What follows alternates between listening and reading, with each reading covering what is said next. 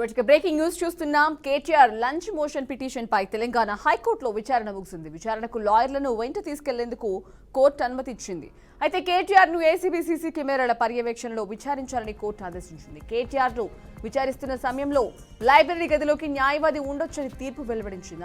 అంతేకాకుండా కేటీఆర్ ను విచారించే అధికారి లాయర్లను వేరువేరు గదుల్లో ఉంచి విచారించాలని కోర్టు తెలిపింది. ఇలా ఉంటే విచారణలో ఏమైనా అభ్యంతరాలుంటే కోర్టును ఆశ్రయించవచ్చని హైకోర్టు సూచించింది.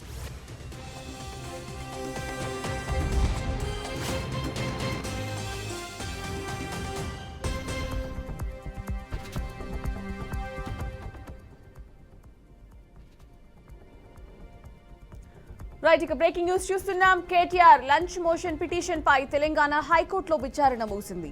విచారణకు లాయర్లను వెంట తీసుకెళ్లేందుకు కోర్టు అనుమతించింది. అయితే కేటీఆర్ ను ఏసీబీ సీసీ కెమెరాల పర్యవేక్షణలో విచారించాలని కోర్టు ఆదేశించింది. కేటీఆర్ ను విచారిస్తున్న సమయంలో లైబ్రరీ గదిలోకి న్యాయవాది ఉండొచ్చని తీర్పు వెల్లడించింది. అంతేకాకుండా కేటీఆర్ ను విచారించే అధికారి లాయర్లను వేరువేరు గదుల్లో ఉంచి విచారించాలని కోర్టు తెలిపింది. ఉంటే విచారణలో ఏమైనా అభ్యంతరాలుంటే కోర్టును ఆశ్రయించవచ్చని హైకోర్టు సూచించింది.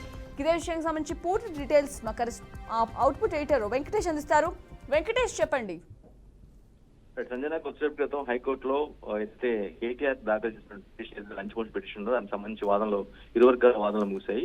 చాలా స్పష్టంగా ఆయన తనతో పాటు అంటే తనను విచారించే సమయంలో ఏసీబీ అధికారులు విచారించే సమయంలో న్యాయవాదులు అనుమతించాల్సిన అవసరం ఉందంటూ ఆయన పిటిషన్ సారాంశం. కానీ ఇరు వర్గాల వాదనలు విన్నటువంటి కోర్టు మాత్రం అందుకు అనుమతించలేదు. అంటే పూర్తి స్థాయిలో అంటే ఏదైతే పక్కాగా కోర్టు కేటీఆర్ కోరుతున్నారో అది మాత్రం దానికి అంగీకరించలేదు. కొంత మేరకు ఏసీబీ వాదనతో ఏకీభవించింది. అనుమతిస్తాం, కానీ మీతో పాటు ఉండేలాగా ఖచ్చితంగా కాదు. మీకు సపరేట్ గదులు అంటే ఏసీబీ అధికారులు మిమ్మల్ని విచారిస్తున్న గదిలో ఉండగా వేరే గదిలో మీ తమకు సంబంధించినటువంటి న్యాయవాదులు లీగల్ టీం ఉండేలాగా ప్లాన్ చేసుకోవాలి తప్పించి అట్లా మీరు డిమాండింగ్ గా అంటే మీకు ఖచ్చితంగా ఉండాల్సిందన్న వాదనని కేటీఆర్ వాదన మాత్రం తప్పు పట్టింది. ఖచ్చితంగా మీకు కొన్ని పరిస్థితులు ఉంటే కొన్ని అవకాశాలు కొన్ని ప్రత్యేక ప్రివిలేజెస్ ఇస్తాం, కానీ అంత మాత్రాన మీరు చెప్పింది యాజ్ జరగాలంటే కుదరదు అనే ఒక ప్రాస్పెక్ట్ ఆ యాంగిల్ ఆ పాయింట్ ఆఫ్ వ్యూలో హైకోర్టు కీలకమైనటువంటి ఆదేశాలు జారీ చేసినందుకు మనకి అర్థమవుతుంది. అంటే ఈ ప్రధానంగా ఏంటంటే మెయిన్ గా లీగల్ టీం ఉంటేనే తనకు చాలా వరకు న్యాయం జరుగుతుంది. ఎందుకంటే ఆ ఏసీబీ అధికారుల విచారణలో ఏదైనా జరగవచ్చు. ఇన్ కేసు ఏదైనా రాంగ్ సాక్ష్యాలు కానీ లేదంటే తప్పుడు పత్రాలు కానీ చూపించి ఏదైనా ఒత్తిడి చేసే ప్రయత్నం కూడా ఉంటుంది అనే ఒక అనుమానంతోనే ఆయన లీగల్ టీం ఖచ్చితంగా ఉండాల్సిన అవసరం ఉంది. ఆ విచారణ సమయంలో నా పక్కనే ఉంటేనే కొంత నాకు నా హక్కులు కాపాడిన వారు అవుతారంటూ పిటిషన్ లో చాలా స్పష్టంగా ఆయన దాఖలు చేయడం జరిగింది. అదే పాయింట్ ఆఫ్ వ్యూలో వాదనలు కూడా బలంగా వినిపించే ప్రయత్నం చేశారు. కానీ కొంత మేరకు ఆయన ఏదైతే కోరుకున్నారో కొంత మేరకు అనుమతించేందుకు అంగీకరించారు. కానీ మీతో విచారణ జరిగే సమయంలో ఖచ్చితంగా మీ గదిలో అయితే న్యాయవాదులు ఉండటానికి అవకాశం లేదు. ఎట్టి పరిస్థితుల్లో కేసు సివియారిటీని అర్థం చేసుకుని మీరు వ్యవహరించాల్సిన అవసరం ఉంటుంది కాబట్టి అనుమతిస్తాం. కాబట్టి ఆ విచారణ అయిపోయేంత వరకు వేరే గదిలో మీ సంబంధించిన లీగల్ టీం ఉండొచ్చు కేటీఆర్ హైకోర్టు కీలక ఆదేశాలు జారీ చేయడం జరిగింది. సో ఈ పాయింట్ ని కొంత మేరకు అంటే ఏదైతే కొంత అతను ఎక్స్పెక్ట్ చేస్తారో కేటీఆర్ పిటిషన్ ద్వారా ఎక్స్పెక్ట్ చేస్తారో అది కొంత మేరకు జరిగిందని మనం భావించాలి. కానీ పూర్తి స్థాయిలో అయితే ఆయన ఏదైతే కోరుకున్నా అది మాత్రం ఖచ్చితంగా జరగలేదు. కొంత ఏసీబీకి ఇది కలిసి వచ్చే పరిణామంగానే అర్థమవుతుంది.